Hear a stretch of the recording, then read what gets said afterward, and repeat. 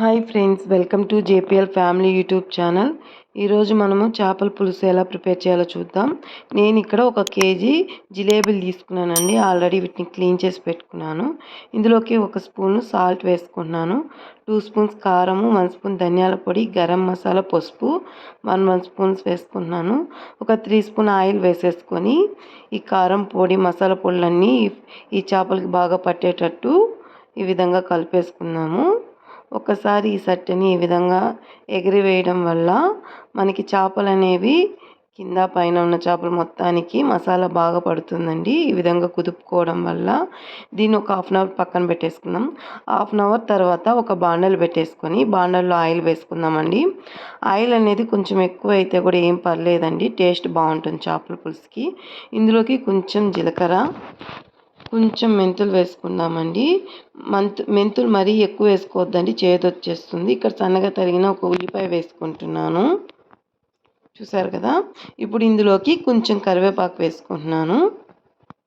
ఇప్పుడు వీటిని అన్నిటిని ఒకసారి ఫ్రై చేసేసుకుందాము. ఆనియన్స్ని చూసారు కదా, ఈ విధంగా ఆనియన్స్ని మనము ఫ్రై చేసుకుందాము.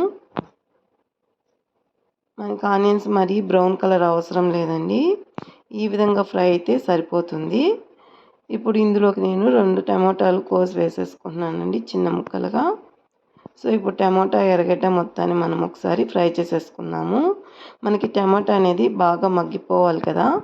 సో ఎప్పుడు చేసే టిప్పేనండి, పసుపు కొంచెం వేసేసుకుందాము. పసుపు వేసుకోవడం వల్ల మనకి టమాటా అనేది త్వరగా మగ్గిపోతుంది, పసుపు కానీ సాల్ట్ వేసుకోవడం వల్ల. సో నేను పసుపు వేసేసుకున్నానండి, హాఫ్ స్పూను. ఇప్పుడు దీన్ని ఒకసారి కలబెట్టేసుకొని ఒక 5 మినిట్స్ మీడియం ఫ్లేమ్లోనే మగ్గనిచ్చేద్దామండి.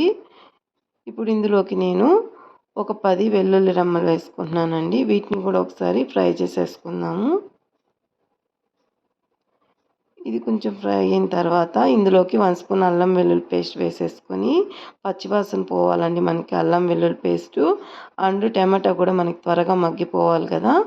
సో దీన్ని మీడియం ఫ్లేమ్లో ఒక 5 మినిట్స్ మగ్గనిద్దాము. చూసారు కదా, 5 మినిట్స్ తర్వాత గరిటెతో ఒకసారి ఫ్రై చేసేసుకుందాము. మనకి ఈ టమాటా అనేది బాగా మగ్గిపోయిందండి.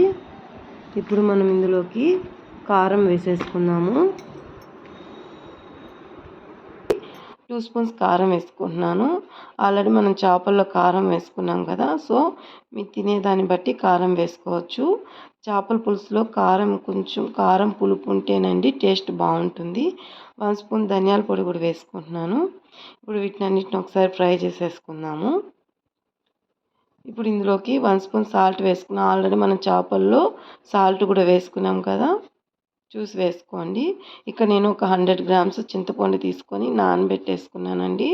ఇప్పుడు ఈ చింతపండు అంతా మనం బాగా చేత్తో పిసికేసుకొని ఆ పిప్పుని పక్కన పడేసి ఆ రసాన్ని మనము ఈ ఫ్రైలో వేసేసుకుందాము. చూడండి, ఈ టమాటా బజ్జీలో వేసేసుకొని ఒక్కసారి కలిపేసుకుందాం గరిటెతో.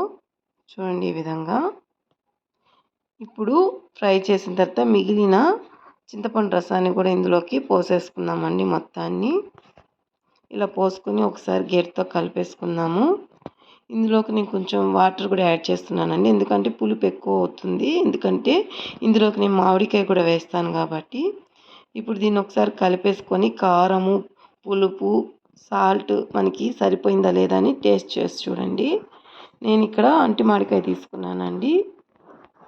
సో ఈ అంటి మామిడికాయని తీసుకున్నాను. మనకి కూర అనేది బాగా మగ్గిపోయింది కదా. ఇప్పుడు ఇందులోకి నేను 2 దెబ్బలు మామిడికాయలు చిన్న చిన్న ముక్కలుగా కట్ చేసి వేసుకుంటున్నానండి. వీటిని ఒక 5 మినిట్స్ ఉడకనిద్దామండి. మనకి మామిడికాయని కూడా చూసారు కదా. చూడండి, మనకి పులుసు అనేది కొంచెం ఒక 5 మినిట్స్ ఉడకనిద్దాము. ఇప్పుడు 5 మినిట్స్ ఉడికిన తర్వాత చేప ముక్కల్ని ఒక్కొక్కటిగా ఇందులో వేసేసుకుందామండి. చూడండి, ఈ విధంగా చేప ముక్కలు వేసుకున్న తర్వాత ఒక 5 మినిట్స్ తర్వాత మనం చేపల్ని తిప్పి వేసేసుకుందామండి. తర్వాత ఒక 10 మినిట్స్ అలాగే ఉడకనిద్దామండి మనం ఈ చేపల్ని. చూడండి,